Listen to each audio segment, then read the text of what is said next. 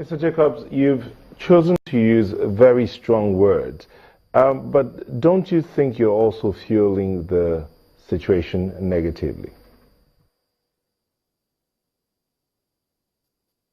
How?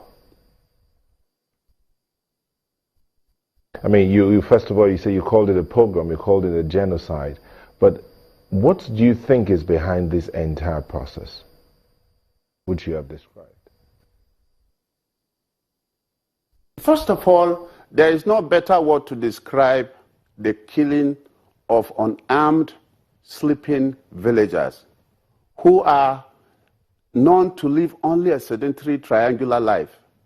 They go to the farm, from the farm, they go to either church or mosque, and then go back to their houses. They know nothing besides living in peace. And then village after village, we can tell you sincerely, there is no other way of describing it. It is a program, it's a genocide, deliberate, careful decimation of whole communities, killing of innocent people who are not engaged in any battle with anybody. We have pictures now I can give you where a whole house with children are rounded up and slaughtered like goats by human beings, by Nigerians. And they are known, they are seen. The security operatives that find a way of arresting cattle rustlers have capacity to arrest these people. But they are not doing their work. And instead, we have a lot of grammar going on. So it is genocide, my brother. And we have no other word to describe it. Because they have gone from one village to the other, and they have targeted specific people, and they are not apologetic about it. They have owned up to it, and they give explanations every time. Sometimes they say that their cattle were stolen. And I've never seen in any of these attacks where stolen cattle was recovered. Instead, human beings. And we're talking about human life. And I'm not talking about 2, 3 persons. I'm talking of hundreds. Within the last few months, we can count up to 2,000 dead people with names, with families. What do you call that? We don't have any better word to describe it. And it is going on unchallenged. That is the biggest problem, and that is the biggest challenge. That not more than 150 kilometers from Abuja, this is happening. And government, both at the state level and the federal level, is unable to stop it. They wake up any day they feel like and attack any chosen village. And like you heard in the report you played. Just hang on a moment. We'll take a quick break, but we'll be back and then talk about suggestions. What do you think should be done to end this? Join us again.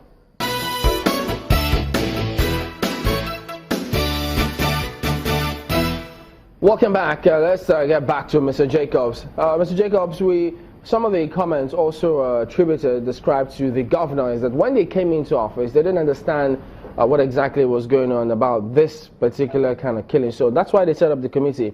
But then they went on to then pay herdsmen to ensure that these attacks stop. That approach, you think that approach will at least deliver the ultimate results to ensure that these killings don't happen anymore?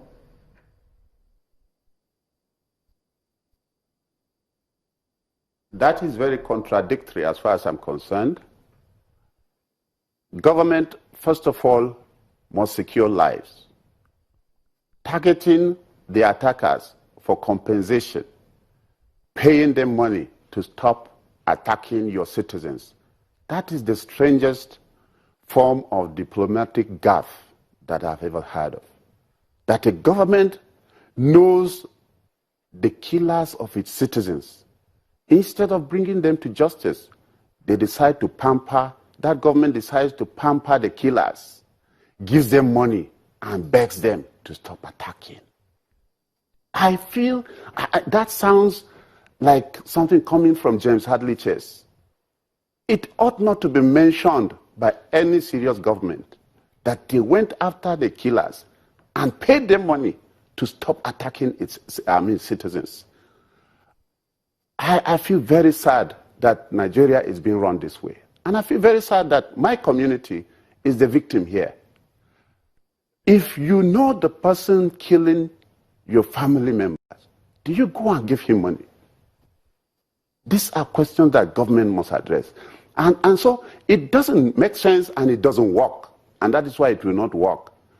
Actually, the reasonable interpretation should be that they provided more money for the attackers to buy more arms. Indeed, Mr. Jacobs, the governor in the meeting with the traditional rulers and some security operatives talked about the fact that they had looked at reports from the 1980s that were written by several committees set up to end these issues of insecurity and attacks on southern Kaduna. And he blamed it on the fact that the past administrations failed to do what they ought to do, as in act on this report. In your opinion, what should be the best way to end this once and for all? When you have a task force to stop cattle stealing, and it works, what stops you from immediately making that task force to do the same thing in respect of human life? Human beings under your watch as the chief security officer are being killed, not just in tens, but we're talking of hundreds. They have been killed. You wait for paperwork before you send a task force? Did you wait for a task force, a committee, before you send a task force in respect of the cattle rustlers? We're saying prompt action, positive, prompt, and decisive action is what is lacking. And that is why people are saying that the government is complicit in these attacks. Otherwise, there is no reason why anybody should be reading reports. Instead of setting up a task force that will go into the bushes where these people are hiding, they come out, attack, and withdraw, and go back there and stay. The villagers see them. They hear them singing and dancing after the attacks. And they are there.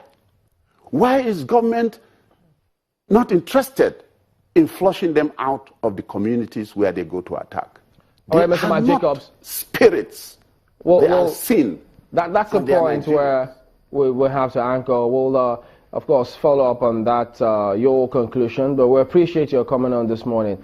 Mr. Mike Jacobs is a former Attorney General in Kaduna State. We'll be back in just a moment and continue on this matter. Don't go away.